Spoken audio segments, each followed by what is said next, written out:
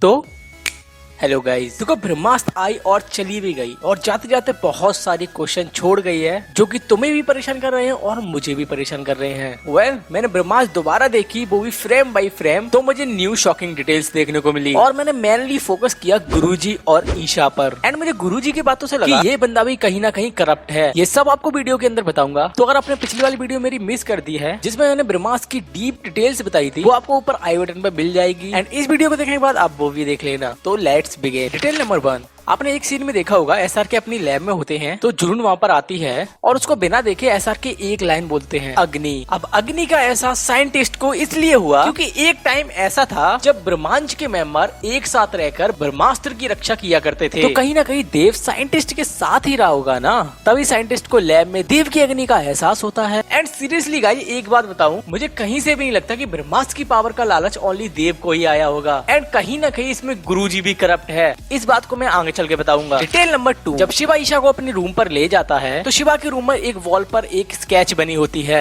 और ये same sketch हमें तब दिखाई देती है जब गुरुजी शिवा को देव की स्टोरी बताते हैं। मे भी हो सकता है ये स्केच शिवा ने ड्रॉ की हो क्योंकि उसे ऐसे सपने आते थे और तभी शिवा ने ये चीज ड्रॉ की हो। डिटेल नंबर 3, क्या आपने नोटिस किया था कि जुनून को पूरे 7 दिन लगे थे साइंटिस्ट को कंट्रोल करने में, जिससे हमें पता चलता है कि साइंटिस्ट के पास और भी पावर है। एंड बहुतों का मानना है वो मर चुका है।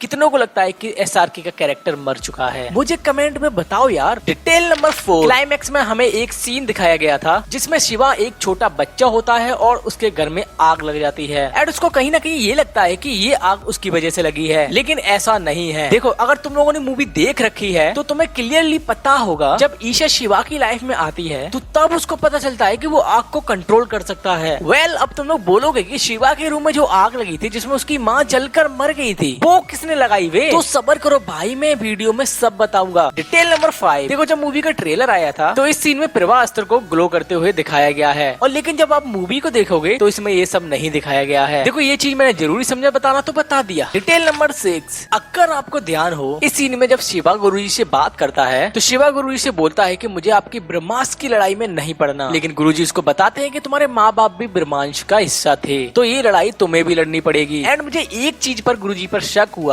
जब उन्होंने एक लाइन बोली थी, फर्स्ट तो तुम चुके हो शिवा हमारी इस डार्क लड़ाई में। और अगर आपने ये सीन ध्यान से देखा होगा और सुना होगा तो उस टाइम बैकग्राउंड म्यूजिक भी डार्क ही होता है। तो मुझे ऐसा कहीं ना कहीं लगा कि भाई साहब कुछ तो होने वाला है और इस बात को मैं अब भी बोल रहा हूँ, तुम पक्का देख लेना। ब्रह्मास्त्र पार्ट 2 में गुरुजी का सच भी हमारे सामने आ जाएगा और उस टाइम तुम लोग बोलोगे मिस्टर मिस्टेकर ने बिल्कुल सही बोला था। एंड सीरियसली गाइस, मेरे गुरु के हाव भाव से ऐसा लग रहा है कि ये पूरी मूवी का मेन मास्टरमाइंड ना निकले। डिटेल नंबर 7, इस सीन में जब आप देखोगे तो शिवा का फोन टूटा हुआ है और ये फोन तभी टूटा था जब ईशा और शिवा गुरुजी के पास आ रहे थे और वहाँ पर रफ्तार से लोगों की फाइट हुई थी। और इस बात के लिए हैट्स ऑफ दूंगा टू द मेकर्स जो कि इन लोगों ने ये चीज भी ध्यान रखी भाई फाइट के दौरान ये फोन टूटा भी था। डिटेल नंबर 8, तो गुरुजी के लैपटॉप में जब आप गौर से देखोगे तो आपको एक आइसलैंड दिख रहा होगा और अगर आप ऊपर देखोगे तो यहाँ पे लिखा है आइलैंड और यहाँ पे लिखा है डिस्ट्रॉयड। तो मैं आपको बता दूं ये वही आइलैंड है जहाँ पर अमृता और देव की लड़ाई हुई थी, या फिर बोल सकते हैं गुरुजी और देव की। और वहाँ पर अमृता ने आकर ब्रह्मास्त्र के 3 हिस्से कर दिए और एक हिस्सा अपने साथ ले गई। मे भी ऐसा हो सकता है, इसके बारे में आगे चल के बात करेंगे। डिटेल नंबर 9, अब देखो इस बात का आप बिलीव करोगे या नहीं, ईशा ने जो हाथ में रिंग पहनी हुई है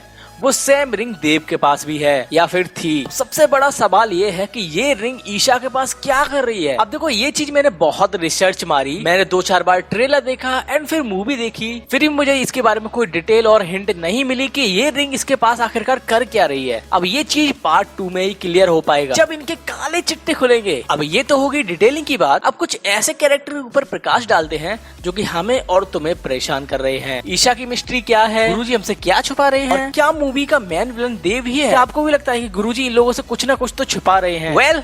चलिए इस बात को भी क्लियर कर लेते हैं। देखो, जब मैं मूवी फ्रेम बाय फ्रेम देख रहा था, अब तुम लोग कमेंट में ये मत पूछना कि तूने ये मूवी फ्रेम बाय फ्रेम कैसे देख ली। तुम लोग होशियार हो, तुम्हें सब पता है। तो हाँ, जब ये मूवी मैं फ्रेम बाय फ्रेम देख रहा था तो मेरा मेन फोकस था गुरुजी और ईशा पर। इनके डायलॉग्स, इनके रिएक्शन और इनके बैकग्राउंड म्यूजिक, ये सारी चीज मैंने क्लियरली देखी और सुनी। तो मैंने पाया कि ईशा के पास देव की रिंग है और गुरुजी के पास एक लाइटर है जो कि वो खुद यूज करते हैं और शिवा को भी यूज करने के लिए देते हैं। और मैंने एक सीन पर देखा गुरुजी जादू से आग भी जला रहे हैं। एंड अब मुझे क्या लग रहा है, क्या ऐसा हो सकता है? 30 साल पहले का किस्सा आपको बताता हूँ। गुरुजी को गुरुजी नहीं रघु बोलते थे और ये सारे ब्रह्मांड के मेंबर एक साथ काम करते थे। उस टाइम देव बहुत ताकतवर था और वो कहीं न कहीं अग्नि अस्त्र का उस्ताद भी था और देव को ब्रह्मास्त्र चाहिए था ताकि वो और ताकतवर बन सके। मे भी ऐसा हो सकता है रघु अपने आप को नीचा फील कर रहा हो और फिर रघु के मन में लालच आया हो, क्यों ना मैं ब्रह्मास्त्र को पहले कंट्रोल करके ब्रह्मदेव बन जाऊं और फिर मैं कहलाऊंगा सबसे शक्तिशाली। एंड फिर रघु ये सब करने में लग जाता है और देव उसे ये करने से रोकता है और फिर ब्रह्मास्त्र को लेकर इन दोनों में बहुत जबरदस्त फाइट होती है और फिर अमृता इन दोनों के बीच में आती है और ब्रह्मास्त्र को 3 टुकड़ों में तोड़ देती है और फिर देव अमृता से जल अस्त्र छीन लेता है और रघु अस्त्रों की मदद से देव को पत्थर की मूर्ति में चेंज कर देता है। अमृता एक पीस अपने साथ ले जाती है और 2 पीस वहीं पर छोड़ जाती है और मे भी यही रीजन रहा होगा अमृता मठ न जाकर और कहीं रहने लगती है। एंड फिर रघु अमृता का कैसे भी करके पता लगाता है और वहाँ पहुंचकर